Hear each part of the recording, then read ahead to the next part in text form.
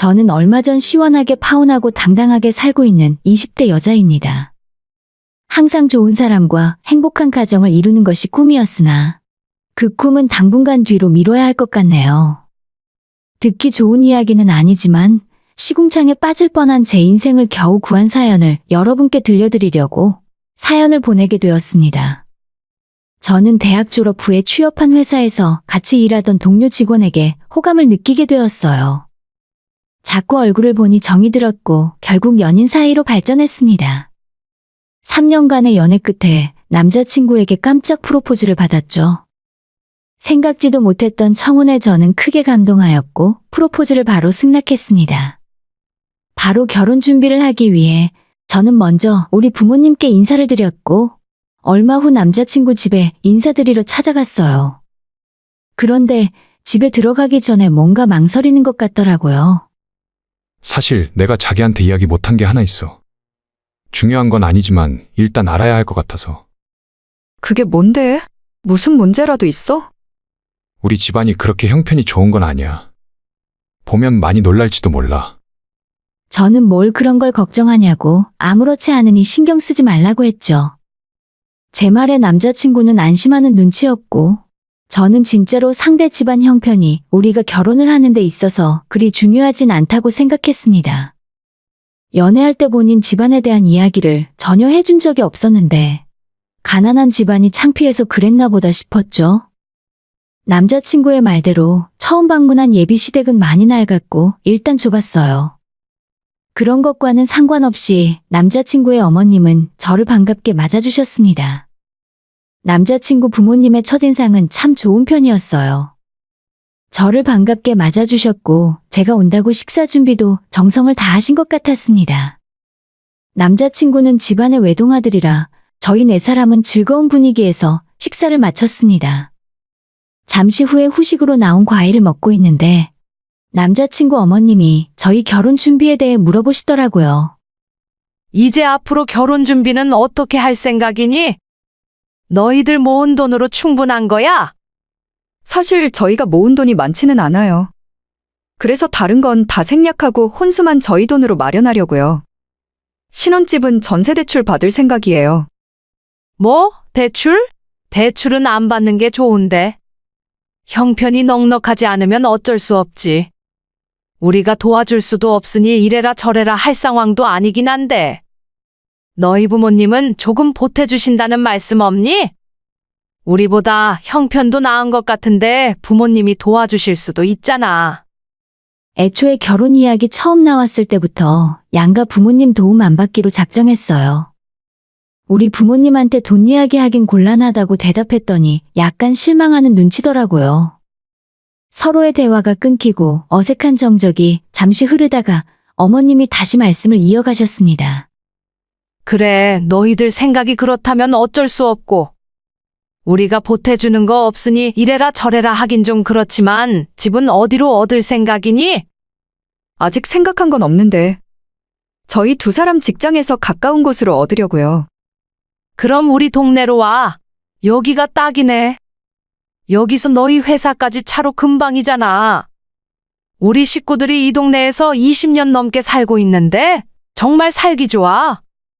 여기 근처에 아파트 새로 올라온 거 있는데 거기 한번 알아보는 게 어때?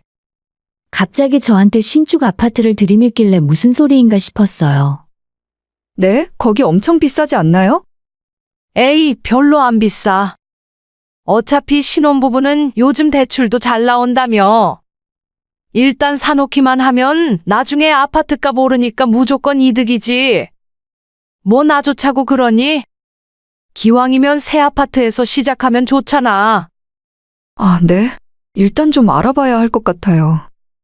남자친구의 어머님은 새 아파트에서 우리가 신혼생활을 시작하길 바라는 눈치셨어요.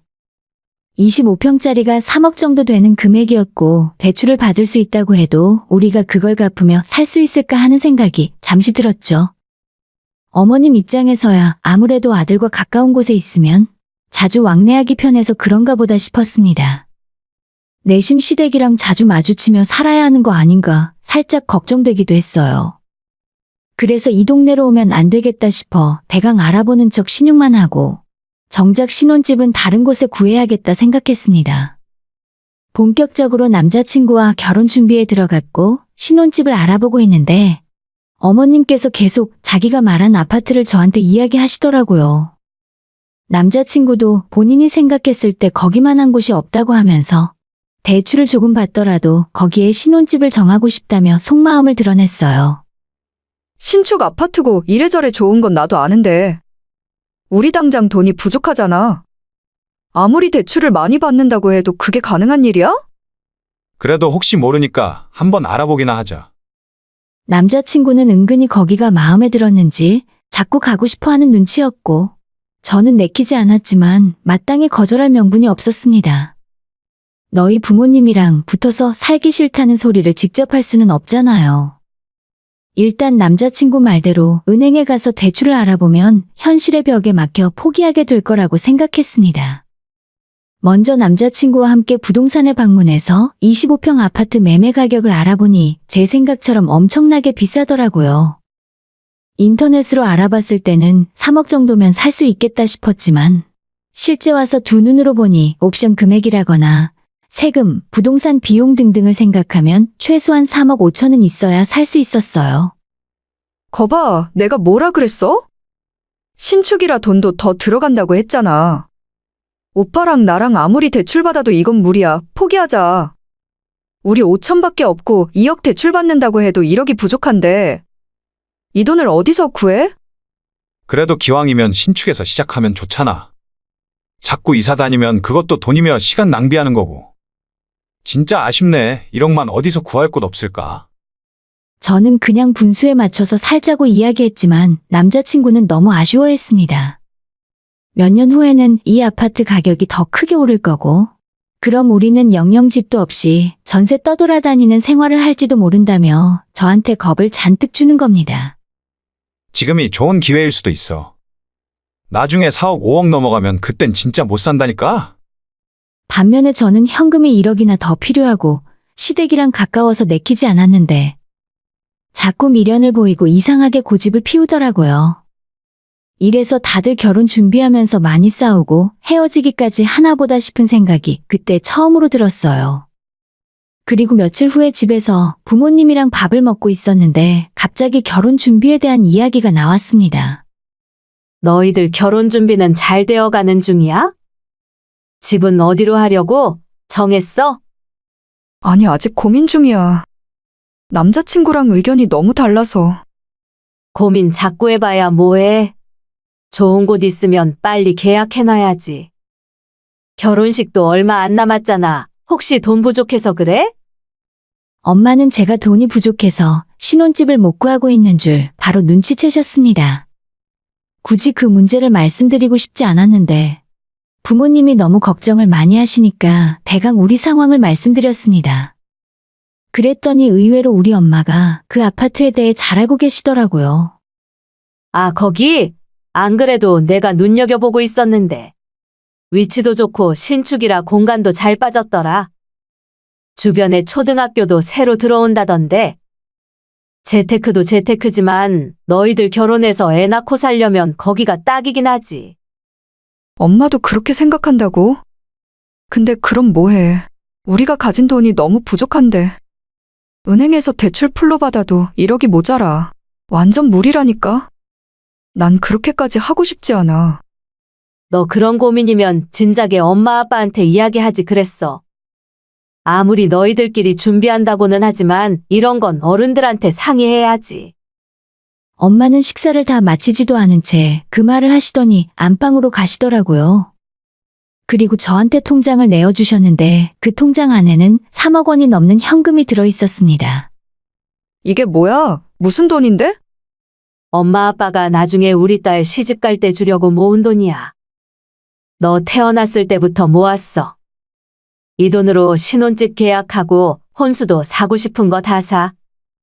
분명히 부모님에게 아무런 도움을 받지 않으려고 했는데 통장에 찍혀있는 엄청난 금액을 보니까 마음이 흔들렸습니다. 저 역시도 그 아파트가 마음에 안 드는 건 아니었거든요. 오래되고 낡고 좁은 빌라가 아니라 깨끗한 신축 아파트에서 대출 없이 시작할 수 있는 돈이니까 눈 딱 감고 받을까 말까 망설이게 되었습니다. 하지만 다시 정신을 차리고 통장을 엄마에게 건네주었어요. 아니야, 나 이렇게 큰 돈 받을 수 없어. 엄마랑 아빠 노후에 보탰어. 평생 고생하며 사셨는데 내가 그 돈을 어떻게 날름받을 수 있겠어? 너가 그런 거 걱정할 필요 없으니까 이건 그냥 편하게 가져가. 우리가 설마 노후 준비도 안 해서 나중에 너한테 손 벌릴까봐 그래? 이번 일이 아니더라도 항상 부모님께 받기만 하는 것 같아 죄송스러운 마음뿐인데 이렇게 또 크게 도와주시니 감사하고 마음 한켠이 너무 무거웠습니다. 염치 없지만 그 통장을 받아들었고 이 사실을 남자친구에게 전하자 그쪽 부모님들도 엄청 좋아하셨습니다. 남자친구는 괜히 시간 지체할 것 없이 빨리 계약부터 진행하자 했고 저는 그 전에 한 가지 부탁이 있다고 말했어요.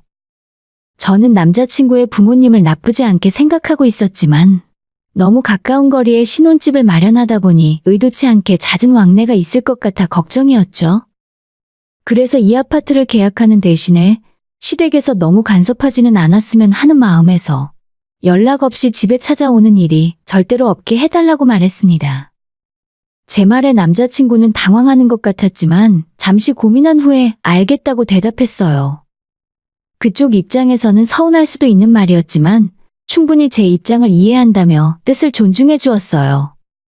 저는 혹시나 하는 마음에 앞으로도 어머님 아버님이랑 합가하는 일은 없을 거라고 말했고 남자친구도 그 말에 동의하며 본인이 그 문제는 잘 처리하겠다고 약속했습니다. 그렇게 며칠 후에 만나 아파트를 계약했고 결혼 준비는 거의 마무리에 접어들었죠. 우리 두 사람은 예정된 날짜에 결혼식을 올렸고 신혼여행까지 즐겁게 다녀왔습니다. 공항에 아침 일찍 떨어졌고 먼저 친정집에 들러 인사를 드리고 어머님 댁에 찾아뵈려 했어요. 그런데 그때 어머님한테 전화가 오더니 어머님 댁이 아니라 저희 신혼집으로 곧장 오라 하시더라고요. 네? 저희 집이요? 어머님이 이쪽으로 오시게요? 무슨 소리야? 나 지금 너네 집에 있다니까. 너희 오늘 온다고 해서 내가 밥 차려놨어. 식기 전에 빨리 와서 먹어라. 시어머니의 말을 들으며 이게 무슨 소리인가 싶었어요. 전화를 끊고 옆에 있는 남편에게 물어봤더니 별일 아니라는 듯 이야기하더라고요. 오빠, 어머님이 왜 우리 집에 계시는 거야? 혹시 우리 집 비밀번호 알려드렸어? 비밀번호? 응, 알려드렸는데 왜? 그걸 나한테 한마디 상의도 안 하고 알려드리면 어떡해? 그게 상의까지 할 일이야. 우리 엄마 아빠가 남도 아니고. 가족인데 집에 올 수도 있는 거잖아. 자기가 잘못한 거 하나도 없다는 듯 뻔뻔한 남편의 표정을 보니 소름이 돋았습니다. 저한테 미리 이야기한 것도 아니고 마음대로 비밀번호 누르고 들어와 집에서 기다리고 계신다니 기분이 너무 좋지 않았죠. 우선 싸우는 건 나중 문제고 시부모님이 기다리고 계신다고 하니 서둘러서 신혼집으로 향했습니다. 그리고 집 현관문을 열고 들어서는데 제 두 눈을 의심할 상황이 펼쳐졌어요. 너희들 이제 오니? 배고픈데 빨리빨리 좀 다녀라. 선물은 뭘 사왔어? 시어머니는 거실 소파에 누워 TV를 보고 계셨고 한 번도 제대로 사용한 적 없어서 새 것이나 다름없는 가구 위에 과자가 어지럽게 널려져 있었어요.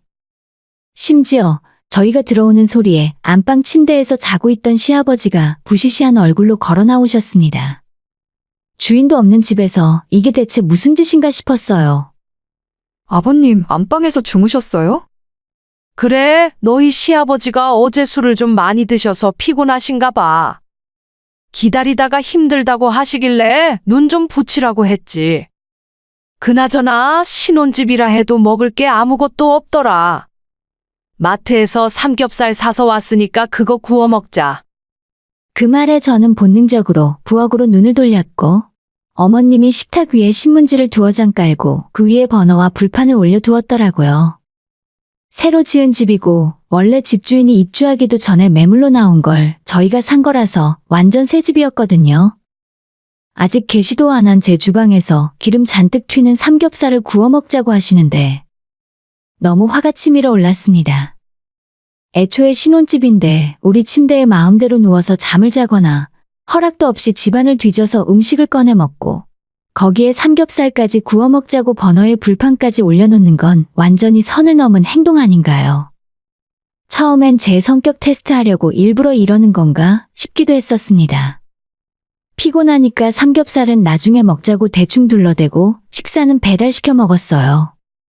그리고 시부모님이 집으로 돌아가시면 남편과 이 문제에 대해 이야기를 나누려고 기다렸는데 해가 지고 밤이 되도록 어머님 아버님은 거실에서 TV를 보시면서 집에 갈 생각을 안 하시는 겁니다.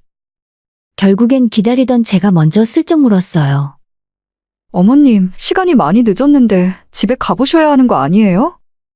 소파에 편히 누워 TV를 보던 시어머니는 저를 쳐다보지도 않고 대꾸했습니다. 집에 가봤자 할 일도 없는데 뭐. 오늘은 여기서 자고 가려고.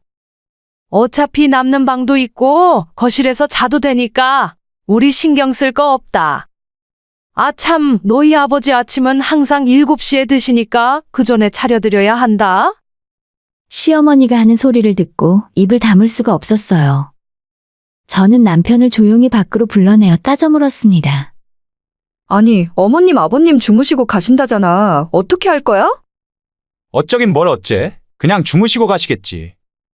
뭘 대단한 일이라고 호들갑을 떨어? 아버님 아침 7시에 드신다고 나보고 준비하라잖아. 지금 이 상황이 아무렇지도 않다고? 우리 집은 원래 7시에 아침 먹어. 그냥 국이나 하나 끓여서 반찬 대충 차려드리면 되니까 부담 갖지 마. 그러니까 오빠 말은 지금 나보고 아버님 아침 차리라는 소리야? 있는 거 대충 차리면 되는데 뭐가 어렵다고 그래? 나 피곤해. 오늘은 빨리 씻고 자자. 남편은 사태의 심각성을 전혀 눈치 못 채고 졸리다며 들어가 버렸어요. 저는 이게 대체 무슨 날벼락인가 싶어 기분이 정말 좋지 않았죠. 아직 시차 적응도 잘 안 됐고 몸은 천근만근 피곤한데 아침 7시에 식사 준비를 마치려면 6시에는 일어나야 하잖아요. 아무리 대충 차리라고는 하지만 시부모한테 처음으로 차리는 밥상인데 그게 어디 쉬운 일은 아니었습니다. 하는 수 없이 그 늦은 시간에 밖에 나와 집안 마트를 찾았고 반찬거리를 몇 가지 가져와서 다음날 아침 밥상을 차렸죠. 어머님 아버님은 7시가 되자마자 일어나서 식탁에 앉으셨고 제가 차린 밥상을 가타부타 말도 없이 드시기 시작했어요. 저도 흐르는 땀을 닦으며 밥을 먹는 둥 마는 둥 하고 있는데 문득 시어머니가 아파트 명의에 대해 물었습니다. 근데 이 집은 누구 명의로 되어 있니? 아무리 너희 친정에서 돈을 보태줬다고 해도 딸랑 너 명의만 올린 건 아니지? 앞으로 부부가 같이 살 집인데 공동 재산으로 생각하고 살아야 한다. 안 그래도 부모님께서 명의는 같이 올려도 아무 상관없다고 하시길래 집 살 때 공동명의로 해뒀어요. 공동명의라는 소리를 들은 시어머니는 잘 됐다며 박수까지 치고 좋아하시더라고요. 이렇게 좋은 아파트가 우리 아들 집이라니 내 아들 성공했네 성공했어. 우리도 이런 집에서 한 번쯤 살아보고 싶었는데 앞으로 자주 놀러 와야겠다. 웃고 있는 시어머니를 보며 저는 온몸에 소름이 쫙 돋았어요. 옆에서 아무 생각 없이 국을 퍼먹고 있는 남편을 째려봤는데 아무것도 모르는 사람처럼 생각이 없어 보였죠. 시부모님들은 아예 점심까지 먹고 오후 2시가 넘어서야 집에 돌아가셨고 기다렸다는 듯 남편을 불러다 앉혀놓고 따지기 시작했어요. 아까 어머님이 하시는 말씀 못 들었어? 자주 우리 집에 오신다잖아. 그야 거리도 가깝고 엄마가 우리 챙겨주려고 하시는 거지. 정말 그렇게 생각해? 우리 결혼 전에 약속한 거 잊었어? 하긴 시부모님 오시면 나만 힘들지 오빠는 힘들 것도 없잖아. 무슨 말을 또 그렇게 하냐? 우리 엄마 아빠가 언제 힘들게 했어? 됐고, 우리 결혼 전에 한 약속이나 지켜. 얼렁뚱땅 넘어갈 생각이면 나 가만 안 있을 테니까 알아서 해. 제가 화를 내는 모습을 보여주니 남편도 마지못해 알겠다며 작은 소리로 대답했습니다.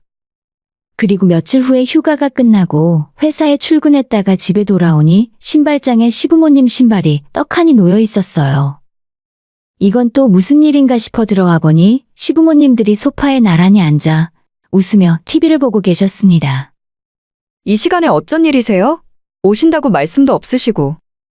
내가 내 아들 집에 오는데 너한테 일일이 보고해야 하니? 됐고, 빨리 저녁이나 차려라. 저번에 못 먹은 삼겹살 아직 남았지? 그거나 구워 먹자.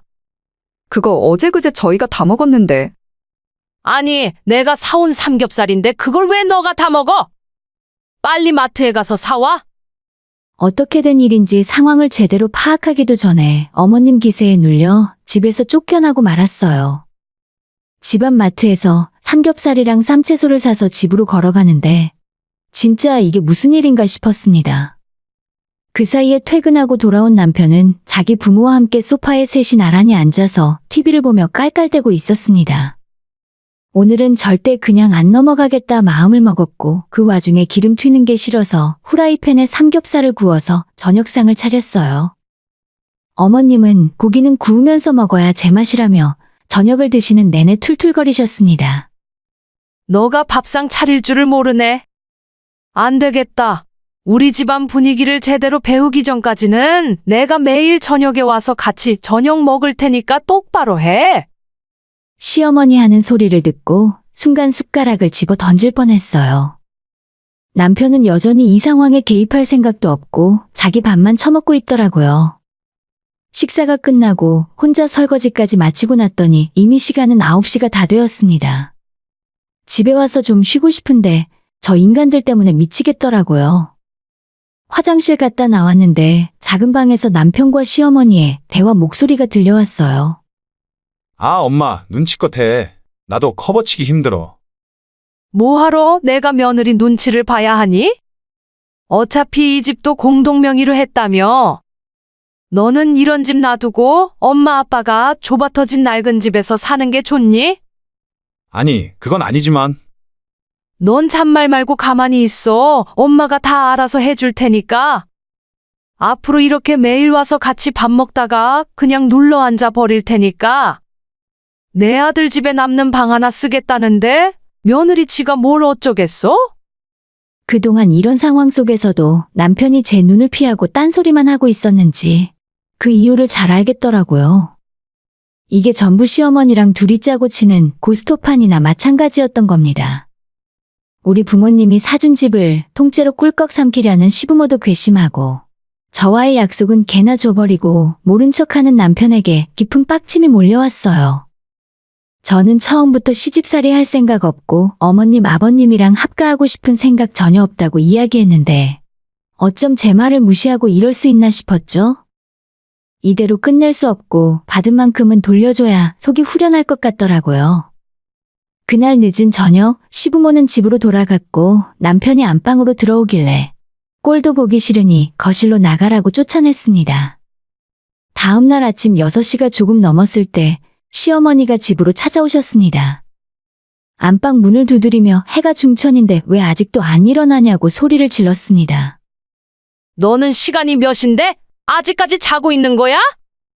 그리고 내 아들은 왜 소파에서 자고 있냐? 아침밥 안 차려? 아주 막 나가려고 그러네. 미리 안방문을 잠그고 자고 있었기 때문에 문을 열고 들어오진 못하더라고요. 저는 최대한 천천히 일어나 찬장에서 콘프레이크와 냉장고에서 우유를 꺼내 식탁 위에 올려놨습니다. 아침 차렸어요. 됐죠? 그러자 시어머니가 극대노를 하셨습니다. 너 이게 뭐 하는 짓이야?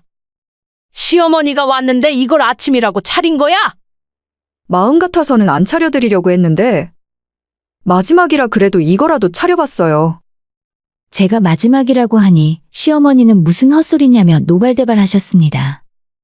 너 아직 잠이 덜 깼냐? 나랑 한번 해보자는 거야?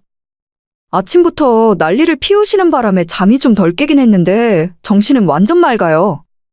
어서 이거 드시고 아드님 데리고 집으로 돌아가세요. 제가 아들 데리고 이 집에서 나가라고 하니 어머님 눈이 휘둥그레졌습니다. 무슨 영문인지 몰라서 제 눈치만 살피는 것 같았습니다. 저 어머님 생각대로 대충 넘어가지 않을 거예요. 같이 살 일 없으니까 모르는 척하지 말고 아드님 데리고 나가세요. 야, 여긴 네 집이기도 하지만 엄연히 우리 아들 집이기도 해. 내가 내 아들 집에 있겠다는데 너가 왜 난리야? 아니요, 여긴 제 집이에요. 능력도 없고 돈도 없는 어머니 아들 집이 아니라 그냥 제 집이라니까요? 여기 공동명의로 했다며? 이미 결혼도 했고 빼도 박도 못하는 거 그냥 포기하고 사는 게 속편한 길이야. 우리가 큰 거 바라니? 남는 방 하나만 달라 이거야? 빼도 박도 못하다뇨. 식만 올렸지 아직 애도 없고 전부 물리면 그만인걸요. 결혼 비용이나 시간이 좀 아깝긴 해도 그거 몇 푼이 대수겠어요? 거지들이 지금 제 집에 살겠다고 하는데 뭐? 거지? 이게 말이면 다인 줄 알아? 너가 나가라고 하면 내가 나가야 하니? 내 아들 집인데 절대로 못 나가. 법대로 해. 시어머니는 공동명의라고 하면 진짜 집에 대한 권리가 반반 있는 줄 아셨나 봐요. 법대로 하라고 하시길래 법 좋아하시면 그렇게 해드리겠다 대답했습니다. 공동명의 그거 아무것도 아니에요. 어차피 이렇게 된 마당에 저도 이혼 소송 바로 진행할 거고 이 집에 제 돈이랑 저희 부모님 돈만 들어갔으니 한 푼도 내어드릴 생각 없거든요. 아마 사기 결혼이나 마찬가지라 결혼 비용 저한테 돌려주셔야 할걸요? 어머님은 말문이 막혔는지 자기 아들만 쳐다보셨고 남편도 아는 게 하나도 없어서 눈만 꿈뻑거리고 있었어요. 당연하죠. 전날에 너무 분해서 잠도 안 자고 밤새도록 찾아봤으니까요. 친정부모님은 애초에 공동명의로 해줘도 만에 하나 결혼 생활이 잘못됐을 때 남편이 하나도 가져가지 못한다는 것도 알고 계셨어요. 공동명의 그까짓 거 아무것도 아니니까 해달라고 하면 해줘버리라고 하셨으니까요. 저는 어머님한테 시끄러우니 경찰 부르기 전에 빨리 내 집에서 나가달라 말했고 어머님은 끝까지 자기 아들 집이니 본인이 절대 못 나간다고 하셨어요. 그러다 경찰 출동하고 억지로 질질 끌려나갔습니다. 그 와중에 남편이라는 놈은 우물쭈물하면서 제 눈치만 보고 있길래 뺨 한 대 때리고 오늘 안에 짐 챙겨서 나가라고 했죠. 뺨을 한 대 때리면 속이 후련해질 줄 알았건만 오히려 기분만 더 찝찝해지고 말았습니다. 그 집안 식구들끼리 이리저리 알아보고 다니는 건지 이틀 동안 감감무소식이었는데 3일째 되는 날 퇴근하고 집에 돌아오니까 남편이 무릎 꿇고 자기가 잘못했다며 싹싹 빌더라고요. 그러거나 말거나 이미 늦었죠. 남편이 할 수 있는 거라고는 합의 이혼으로 깔끔하게 끝낼 건지 아니면 소송까지 가서 진흙탕 싸움을 하고 변호사 비용까지 다 물어내고 끝낼 건지 둘 중에 하나를 선택하라고 했더니 결국 합의 이혼으로 끝냈습니다. 제가 개인적으로 쓴 결혼 비용만 1,500만 원이 넘어갔는데 그 중에 1,000만 원을 현금으로 보상받고 끝냈어요. 저는 혼자 그 집에서 살 필요도 없고 그대로 전세 주고 친정에 들어와서 살고 있습니다. 비록 결혼은 시작도 못하고 실패했지만 제 이름으로 아파트가 하나 생기니 남편보다 훨씬 든든하고 기분이 좋네요. 하마터면 똥 밟고 거지들이랑 한 집에서 살 뻔했는데 나름대로 빠르게 대처해서 피할 수 있었던 것 같습니다. 오늘의 사연은 여기까지입니다. 구독과 좋아요, 알림 설정 부탁드려요. 다들 행복하시고 좋은 하루 되세요.